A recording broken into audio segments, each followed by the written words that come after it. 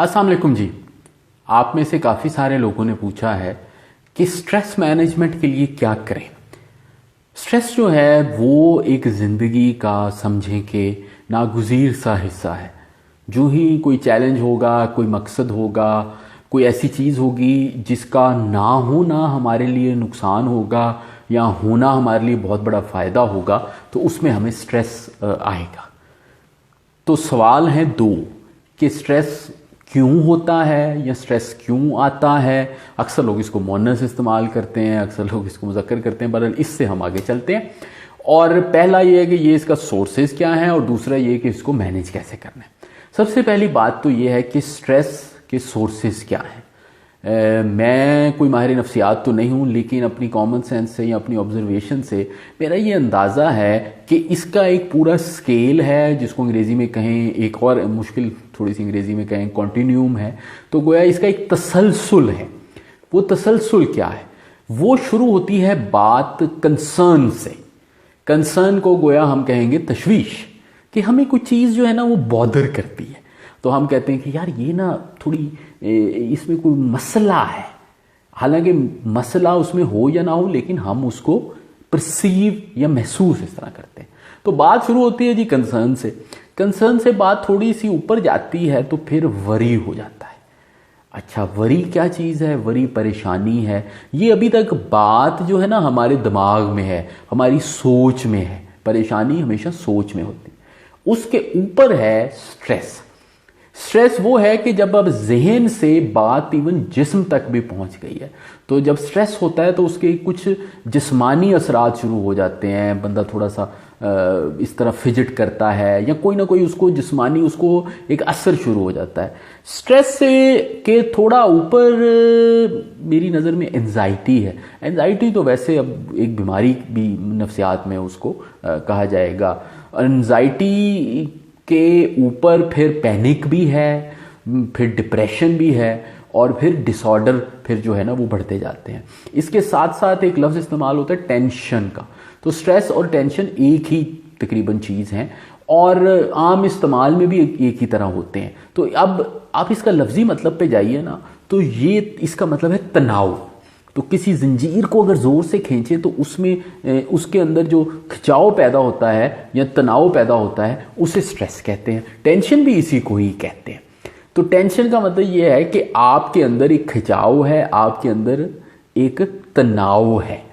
अब वो तनाव जो है वो अमूमन आता है इस चीज़ से कि या तो आपके सामने कोई अनसर्टेनिटी है, तो गैर यकीनी सूरत हाल जो है ना इसका सबब बनती है। जब नुकसान खुदा न खास्ता कुछ हो जाए तो फिर एक ग्रीफ होता है, फिर उसमें इससे बड़े काम हो जाते हैं।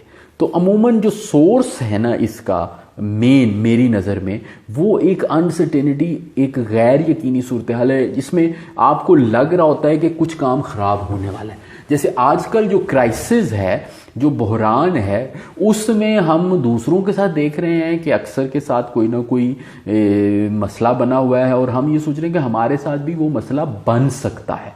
तो इसकी हमें स्ट्रेस है। स्टूडेंट्स को स्ट्रेस होती है इम्तिहानों की। वो इसलिए कि गैर यकीनी सूरत हाल होती है कि पेपर कैसा आएगा, अटैम्प्ट कैसे करेंगे, नंबर कितने आएंगे। तो ये एक उसका सोर्स ऑफ स्ट्रेस है। अब अगला सवाल ये है कि स्ट्रेस को मैनेज कैसे किया जाए। उससे पहले मैं एक बीच में छोटी सी बात करना चाहूँगा कि स्ट्रेस एक्चुअली कभी कभी बड़ी अच्छी चीज़ है।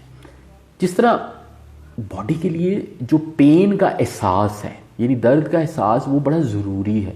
इसलिए कि अगर दर्द नहीं होगा तो बीमारी का फिर पता नहीं चलेगा, फिर सेंसेशन नहीं होगी, फिर पता ही नहीं चलेगा कि कोई चीज़ अफेक्ट कर रही है। तो अमूमन जिन लोगों को दर्द नहीं होता उनको ज़ख्म भी लग जाता है तो उनको पता नहीं चलता, वो ज़ख्म फिर बढ़ता चला जाता है। तो स्ट्रेस एक शॉक हल्का सा होता है। मेडिकल साइंस में फिर इसको आगे चलते चलते इसको ट्रॉमा भी कहते हैं। मगर इसका एक दफ़ा ये फ़ायदा होता है कि आपको ये जोल्ट हल्का सा मिलता है कि अब आपको कुछ अपने आप को चेंज करने की ज़रूरत है। मगर सबसे जो ख़तरनाक चीज़ है वो है रेगुलर कंसिस्टेंट रूटीन स्ट्रेस। वो बड़ा काम ख़राब हो जाता है कि आपको जब रोज़ और अक्सर ये होना शुरू हो जाए तो वो एक मुस्तकिल जो शक्ल है उससे काम खराब होता है। वो काम कैसे खराब होता है कि आपके फॉर एग्जाम्पल पेपर है, अब पेपर की आपने करनी है तैयारी, अब तैयारी के दौरान आपको स्ट्रेस हो गया, तो इसका मतलब ये हुआ कि जिस जहन से आपने तैयारी करनी है उसी जहन में अब स्ट्रेस हो गया। अब इसका मतलब ये होगा कि वो टाइम जो तैयारी में लगना था वो अब स्ट्रेस की नज़र हो गया। अब जब 2-4 दिन गुजरेंगे उसी स्ट्रेस में, तो फिर आप देखेंगे कि यार मुझे स्ट्रेस वो पिछला भी है और अब नया स्ट्रेस भी हो गया, क्योंकि मैंने 2-4 दिन और ज़ाया कर दिए। तो ये जो सारी थोड़े जहनी मसाइल हैं, इनका सबसे बड़ा नुकसान ये है कि आप स्लाइड डाउन करते चले जाते हैं। पहले एक चीज़ होती है किसी वजह से, उसकी वजह से आप बाकी काम छोड़ देते हैं, फिर आपको और हो जाती है, तो ये एक पाइल अप होना शुरू हो जाता है। अब इसका करें क्या? जो किताबों में या माहिरीन कहते हैं कि अगर तो फौरी तौर पे कोई शौक की सूरत हाल है फौरी तौर पे, तो सबसे पहला तो काम यह है कि लंबे लंबे सांस लें, इवन 8-10 सेकंड सांस लेते रहें। उसके नतीजे में कुछ ना कुछ जो प्रेशर है जिसने स्ट्रेस क्रिएट की है वो एक फौरी रिलीज होगा। कोई बुरी खबर सुने, कोई ऐसा कोई चीज़ को एब्जॉर्ब करने के लिए लंबे लंबे सांस लें, 2-3 लंबे सांस लेंगे, उसके बाद रिलैक्स होने की कोशिश करें और सूरत हाल का जायज़ा लें। अगर एक सूरत हाल सारी स्ट्रेसफुल है जैसे आजकल है, तो 2-4 चीज़ें बड़ी ज़रूरी हैं। पहली बात तो ये है कि अपनी स्लीप और अपनी ईटिंग को ऑर्डर में कर लें। अपने आप को स्लीप डिप्राइव ना होने दें, अपने आप को खाने से डिप्राइव ना होने दें, क्योंकि वो सूरत हाल को बदतर करेगा, एग्रीवेट करेगा। मुझे याद है मैंने अपने लड़कपन में जो सबसे ज़्यादा एक दिन स्ट्रेस महसूस की वो ये थी कि मैं अपने मास्टर के दिनों में मैं ट्यूशन पढ़ाता था। सुबह 7 बजे भी ट्यूशन पढ़ाता था, शाम को 5-6 बजे भी पढ़ाता था, और मेरे पास एक मोटरसाइकिल था और मोटरसाइकिल मेरा वाहिद सहारा था। और एक दफ़ा वो मोटरसाइकिल जो है वो चोरी हो गया। उससे ज़्यादा परेशान मैं शायद ही कभी हुआ हूँ, इसलिए कि मैंने सोचा कि मैं क्या करूँगा, मैं मतलब वहाँ पे जा नहीं सकूँगा, मुझे जो थोड़ी सी इनकम होती है वो नहीं होगी। तो मैंने शाम तक तो बहुत स्ट्रेस महसूस की।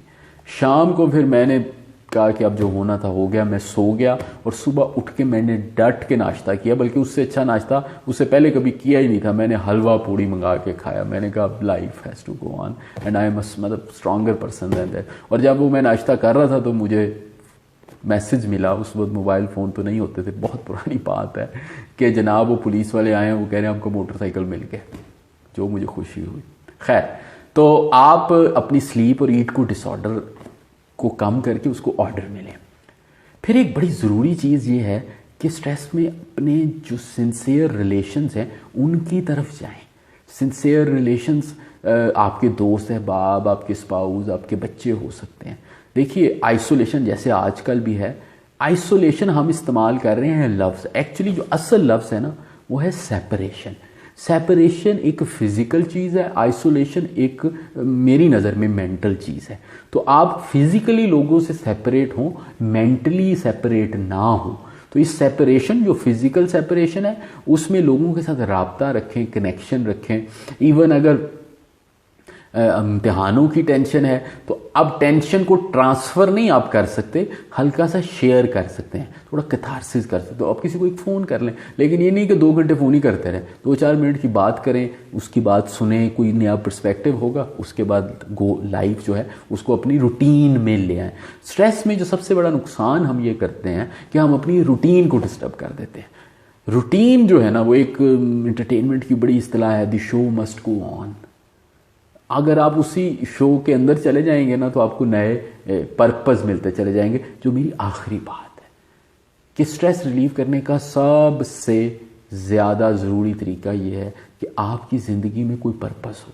वो पर्पस लॉन्ग टर्म भी हो सकता है, वो पर्पस शॉर्ट टर्म भी हो सकता है। आप सारे लोगों ने बहुत सुना होगा, बड़ी डिस्कशन होती है, जो कि एक बहुत बड़ी किताब है विक्टर फ्रैंकल की, man search for a meaning. उसमें जो मैसेज है वो क्या है कि अगर आप वर्स्ट तरीन सूरत हाल में भी अपने सामने कोई पर्पस रखेंगे, चाहे छोटे से छोटा, तो आपकी जो स्ट्रेस है, आपकी जो टेंशन है, वो कम होती चली जाएगी। और पर्पस को फिर ट्रांसलेट करें, उसको अमली शक्ल दें, छोटे छोटे छोटे छोटे गोल्स की शक्ल में। और वो 1 दिन के गोल रखें, 2 दिन के रखें, 3 दिन के रखें। मुझे कोट बहुत ही अच्छा लगता है, मैं बार बार दोहराता हूँ कि हम सारे लोग जो हैं, ह्यूमन बीइंग्स जनरली, हम अपनी जो एबिलिटी है, अपनी जो इस्तात है, उसको ओवर एस्टिमेट करते हैं लॉन्ग टर्म में और उसको अंडर एस्टिमेट करते हैं शॉर्ट टर्म। मसलन हम ये कहते हैं कि मैं उल्टा कह गया कि हम उसको अंडर एस्टिमेट करते हैं लॉन्ग टर्म में और ओवर एस्टिमेट करते हैं शॉर्ट टर्म में।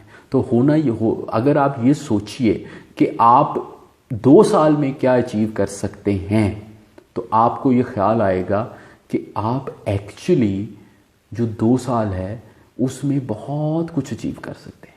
जबकि जब आप डेली सोचते हैं ना, डेली, तो डेली आपको लगता है कि मैंने कुछ नहीं किया।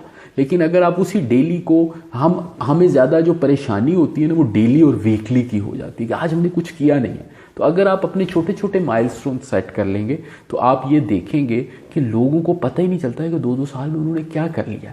लेकिन क्योंकि 2 साल को विजन करना बड़ा मुश्किल होता है, तो स्ट्रेस जो है उन लोगों को कम होती है जो लॉन्ग टर्म सोचते हैं। तो अपनी ज़िंदगी में अगर पर्पस रखेंगे और लॉन्ग टर्म सोचेंगे और वो स्टेप्स सारे देखेंगे तो स्ट्रेस इंशाल्लाह नहीं होगी। अपना ख्याल रखिएगा, अपने आप को हिफाजत से रखिए, पढ़ते रहिए।